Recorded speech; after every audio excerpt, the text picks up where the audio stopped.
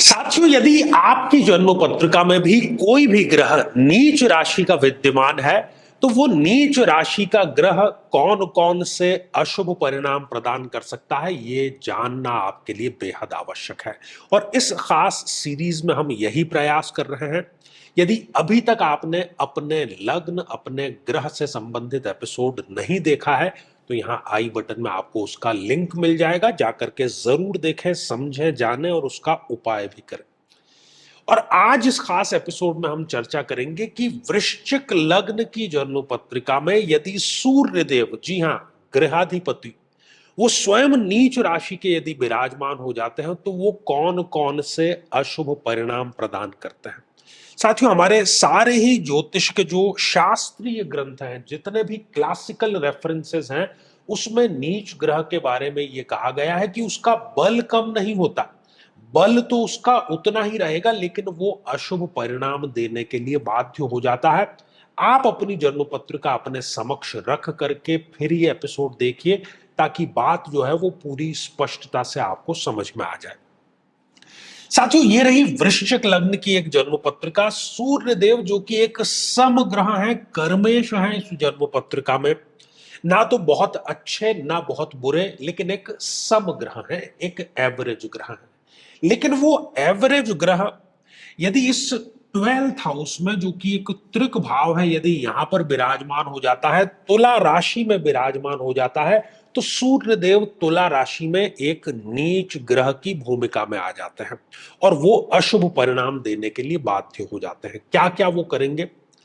ऐसे जातक या जातिका को वो आत्मविश्वास, जिसको हम सेल्फ कॉन्फिडेंस कहते हैं, उसकी नितांत कमी देंगे। बहुत ही कमजोर उसका सेल्फ कॉन्फिडेंस ये कर देते हैं।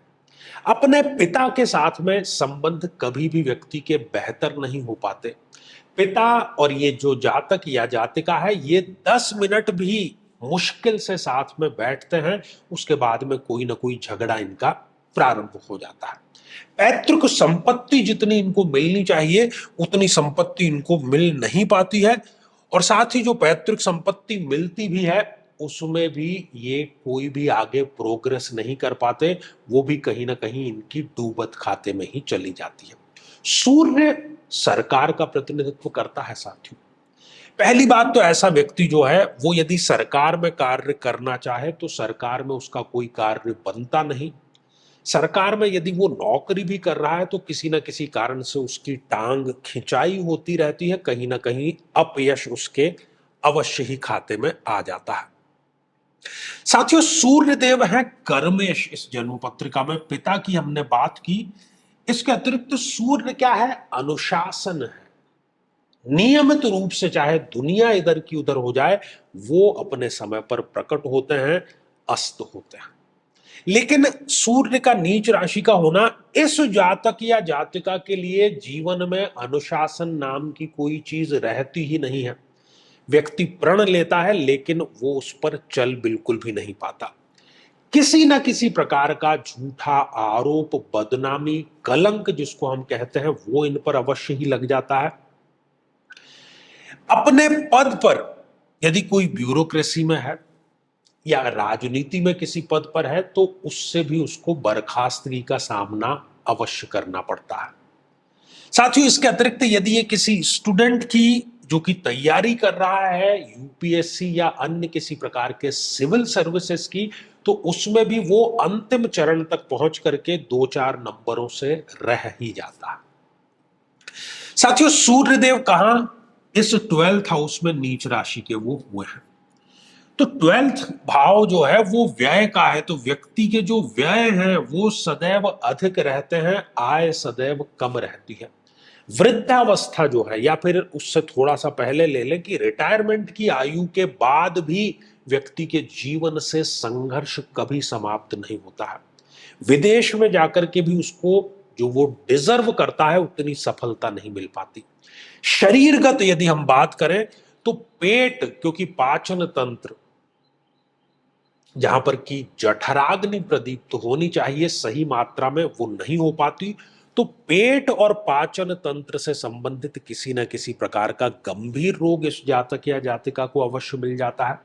सूर्य नेत्रों का कारक है, तो आंखों से संबंधित कोई ना कोई बीमारी, सिर के बालों पर यदि आप ध्यान देंगे तो वो समय से पहले झड़ना प्रारंभ हो जाते हैं। हड्डियां, जो कि सूर्य का प्रतिनिधित्व करती हैं, विटामिन डी हमें सूर्य से ही प्राप्त होता है हड्डियों के लिए, तो हड्डियों से संबंधित भी कोई ना कोई ये विकार अवश्य दे देता है। और इसके अतिरिक्त हृदय या सिर से संबंधित भी रोग ये अवश्य दे देता है। साथियों, सूर्य देव देख रहे हैं इस रोग के भाव को, तो जिन जिन रोगों की अभी हमने चर्चा की वो रोग तो व्यक्ति को पीड़ित करते ही हैं। इसके अलावा व्यक्ति ऋण जाल का भी शिकार हो जाता है। एक ऋण के लिए दूसरा, दूसरे के लिए तीसरा उसको ऋण लेना पड़ता है। शत्रु उसको ढूंढने नहीं पड़ते, स्वयं के ही कुटुंबियों, स्वयं के ही मित्रों में से उसको समय समय पर शत्रु प्रकट होते ही रहते हैं। बात बात पर अपमानजनक स्थितियों का सामना करना पड़ना, किसी न किसी प्रकार के नशे का नियमित रूप से सेवन करना, और तो और छोटी बड़ी जेल यात्रा और दुर्घटनाओं का योग भी यहां पर स्पष्ट रूप से बनता है। तो साथियों, हमने देखा कि वृश्चिक लग्न की जन्म पत्रिका में ग्रहाधिपति सूर्य यदि नीच राशि के हो जाएं तो वो क्या क्या परिणाम प्रदान कर सकते हैं। ये तो बात समस्या की हो गई। समाधान क्या है इसका? साथियों, सूर्य जो है वो पिता का प्रतिनिधित्व करता है, इसलिए इस जातक या जातिका को चाहिए कि चाहे पिता आपसे रुष्ट हैं, गुस्से में हैं, लेकिन आप सदैव उनकी सेवा, उनका आदर करते ही रहेंगे, उनसे संबंध बेहतर करेंगे, तो सूर्य ऑटोमेटिक ठीक होगा। दूसरी बात, वर्ष में कम से कम एक बार अपने स्वयं के वजन के बराबर गेहूं आपको दान करना है, किसी गुरुद्वारे में, किसी अनाथ आश्रम में, जहां पर उसका उपभोग हो सके। और तीसरा और सबसे महत्वपूर्ण बात कि महादशा मंत्र साधना दीक्षा अवश्य प्राप्त करें और उसका नियमित रूप से मंत्र जाप भी करें। तो साथियों, श्रृंखला तो ये हमारी आगे भी जारी रहेगी। यदि आप भी चाहते हैं कि आपकी कुंडली का सूक्ष्म और वैज्ञानिक विश्लेषण हो, तो आगामी समय में मैं स्वयं इन शहरों में उपस्थित रहूंगा। आप समय लेकर के मिल सकते हैं या फिर टेलीफोनिक या वीडियो कॉल के माध्यम से भी आप जुड़ सकते हैं।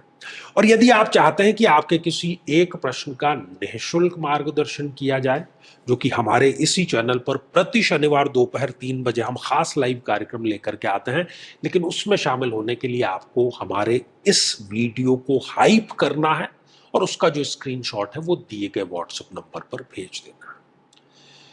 तो इसी मंगल कामना के साथ में कि आप सभी स्वस्थ, समृद्ध और शांतिपूर्वक जीवन व्यतीत करें। नमस्कार।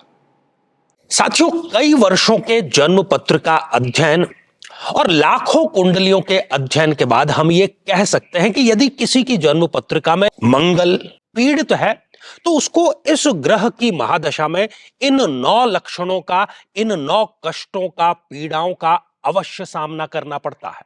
शत्रु बाधा, अपने ही भाइयों से पीड़ा, साहस की कमी, बार बार दुर्घटनाएं होना, व्यक्ति का अत्यधिक क्रोधित होना, रक्त अर्थात ब्लड में किसी न किसी प्रकार का विकार होना, किसी बीमारी में ऑपरेशन तक की नौबत आ जाना, या किसी बीमारी का बढ़ करके कैंसर का रूप धारण कर लेना, और बड़ी चीज कि शादी योग्य उम्र होते हुए भी व्यक्ति का विवाह ठीक समय पर संपन्न नहीं हो पाता।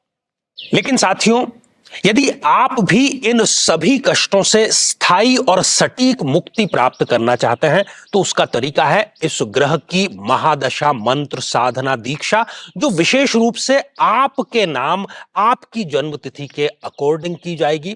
और गुरु दीक्षा के माध्यम से अभिमंत्रित माला भी आपको प्रदान की जाएगी, ताकि न केवल ये सारे कष्ट दूर हों, बल्कि ये पूरी की पूरी महादशा आपके लिए शांतिदायक और सुख समृद्धिदायक साबित हो।